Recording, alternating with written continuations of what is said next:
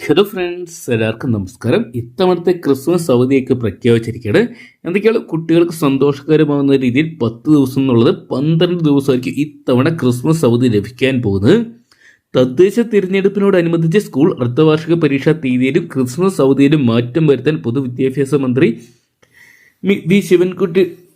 V ശിവൻകുട്ടിയുടെ അധ്യക്ഷതയിൽ ചേർന്ന യോഗത്തിൽ തീരുമാനമായിട്ടുണ്ട്.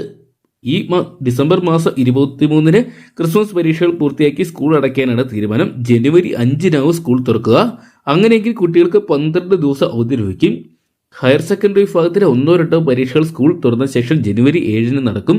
നേരത്തെ ക്രിസ്മസ് അവധിക്ക് മുമ്പ് ശേഷവും 2 ഘട്ടങ്ങളായി പരീക്ഷ നടത്താനായിരുന്നു നേരത്തെ ആലോചിച്ചിരുന്നെങ്കിലും വിദ്യാർത്ഥികളുടെ മാനസിക സമ്മർദ്ദം കണക്കിലെടുത്ത് മന്ത്രിയുടെ നേതൃത്വത്തിൽ ചേർന്ന യോഗമാണ് ഡിസംബർ 23 കൊണ്ട് പരീക്ഷ അവസാനിപ്പിക്കാൻ തീരുമാനമാക്കിയിരിക്കുന്നത്. എന്തൊക്കെയാണ് കുട്ടികൾക്ക് ഇത്തവണ 12 ദിവസം അവധി കിട്ടുന്നതായിരിക്കും. വീഡിയോ ഇഷ്ടപ്പെട്ടെങ്കിൽ ലൈക്ക് ചെയ്യാനും ഷെയർ ചെയ്യാനും ഏറ്റവും ലേറ്റസ്റ്റ് ആയിട്ടുള്ള ന്യൂസ് അപ്ഡേറ്റ്സുകൾ അറിയാൻ വേണ്ടി ചാനൽ സബ്സ്ക്രൈബ് ചെയ്യാനും മറക്കണ്ട.